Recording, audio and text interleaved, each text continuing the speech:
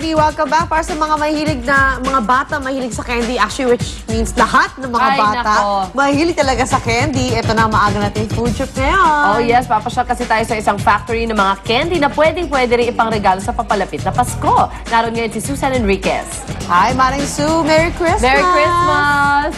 Candy. Yes, Merry Christmas. Nako mga kumars, ito po tayo sa isang candy factory dito po sa Malabon. Nako mami, ipapakita ho namin sa inyo kung paano ba naggagawa itong mga napakatatamis ng candy na paborito syempre ng ating mga chikiting. Dahil syempre, alam niyo na, magpapasko na itong mga candy. So, maganda rin yung pagregalo sa mga kids, di ba? Pwede ho natin niyang ibigay. Kaya lang, syempre, ang nakakatuwa dyan, yung malalaman ho natin kung paano nagsisimula ang proseso ng paggawa nitong mga candy na yan, yung gaya na nakikita nyo sa inyong mga screen. Mamaya ipapakita natin ano ba yung mga ingredients dito, paano ba yung packaging na ginagawa dyan, at paano ba magagawa natin na napaka-ano siya, yung parang paggagawin natin panregalo, matutuwa talaga yung ating mga pagre-regaluhan. So in a while yan ho ang ipapakita namin lahat sa inyo mula po rito sa isang candy factory sa Malabon. Pasamantala, back to studio muna tayo.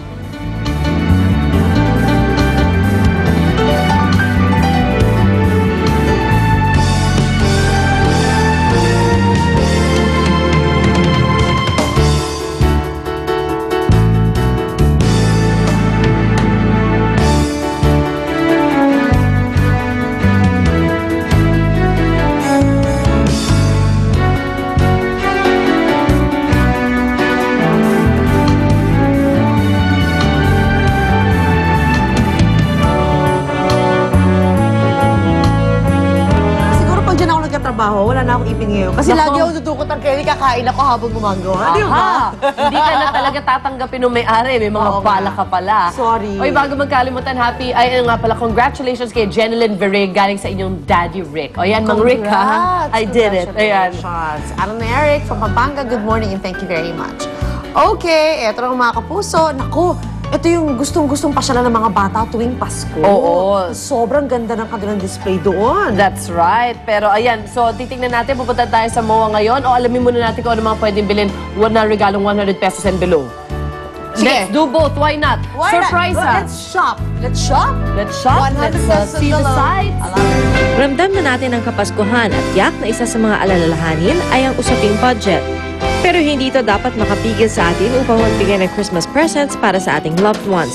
Kaya eto ang ilang gift suggestions na hindi masakit sa bulsa dahil ito ay below 100 pesos. Dito sa Divisoria, may pamporma na sina tatay at kuya dahil makabibili ka ng printed at colored shirts sa halagang 100 pesos. Sina mommy at ate naman ay siguradong ikatutuwa ang mga nagniningningang relo sa presyong 100 piso rin.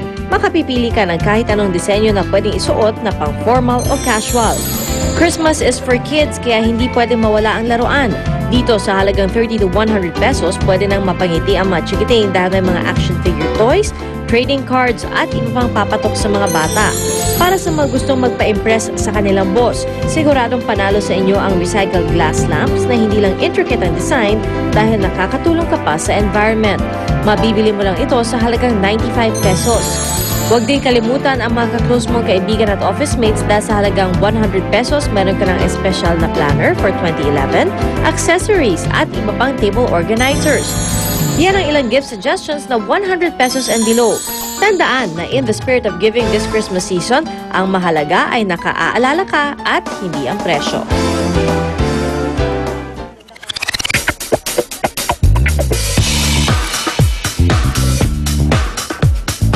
Wow, Chef! Naaamoy ko na siya. Namamangha na ako sa niluluto mo at marami na nag-aabang sa loob. Ano ba yan? Ito yung ating skinless longganisa. Skinless longganisa. Naku, I'm sure marami po sa inyo. Syempre, Pilipino tayo. Kailangan kumain tayo ng longganisa. It's a part of our life, di ba? Oo naman. Okay. It's a part of every breakfast, lunch, and dinner. Breakfast, lunch, and dinner. And midnight snack. Merienda, midnight snack, second breakfast, third breakfast. Okay. So, ang tanong dyan, anong longganisa ang kaya nating gawin na ituturo mo sa amin today? Of course, for today, gagawa tayo ng ating very basic na skinless longganisa lang.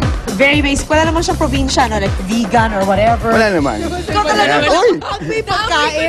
Galing dun sa loob, naamoy ko na. Pag may pagkain talaga, sinasamahan niya ako. Pero tingnan mo effect sa katawan niya, oh. Kanina pa ako nag-order kay Chef. Chef, asa na yung order ko? Andito. Oh, di ba? Ayan. O yan The kasi vegan. yung mga iba't ibang klase ng Ayun. longganisa. How are Matatagpuan all over the country. Okay, so chef, ano mga kailangan natin for the longa? For the longganisa, all we need is, of course, yung ating pork fat.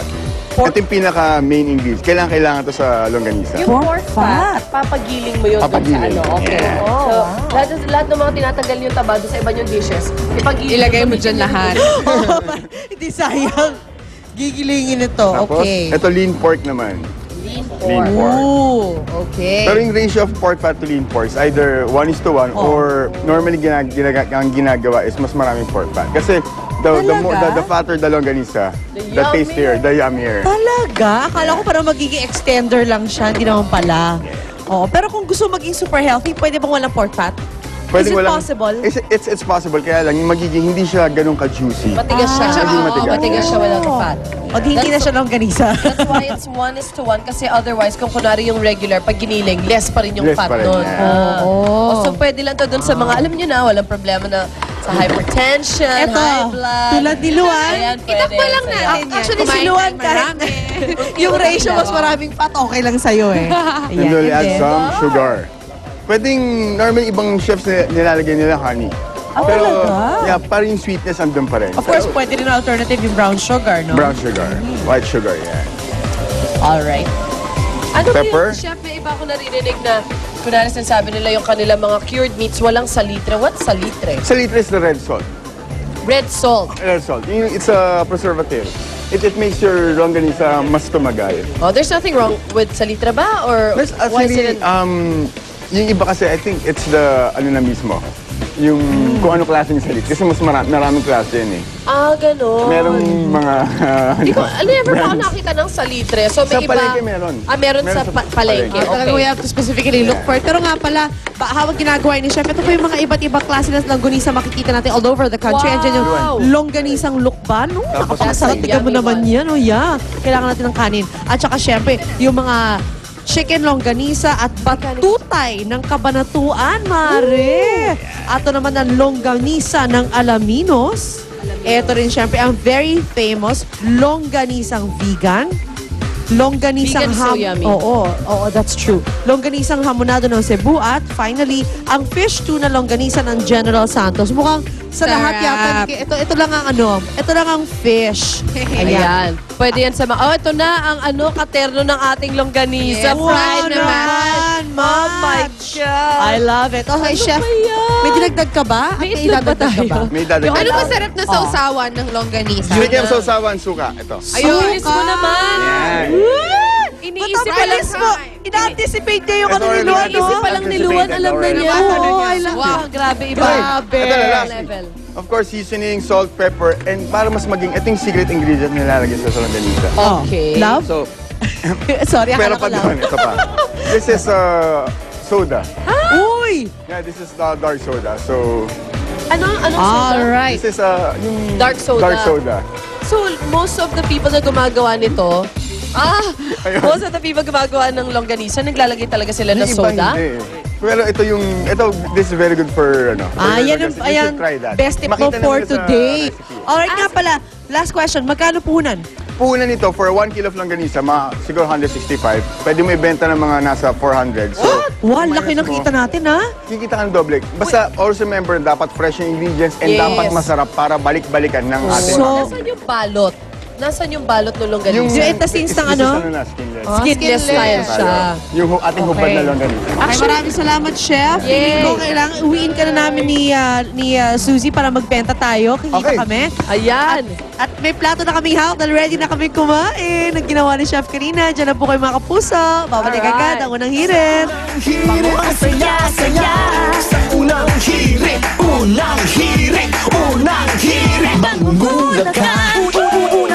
Unang hirit, unang-una ka. Balitang dapat na malaman, impormasyong may pakinabang. Dalawa sa pinagkakatiwalaang tinig sa pagbabalita sa loob at labas ng bansa.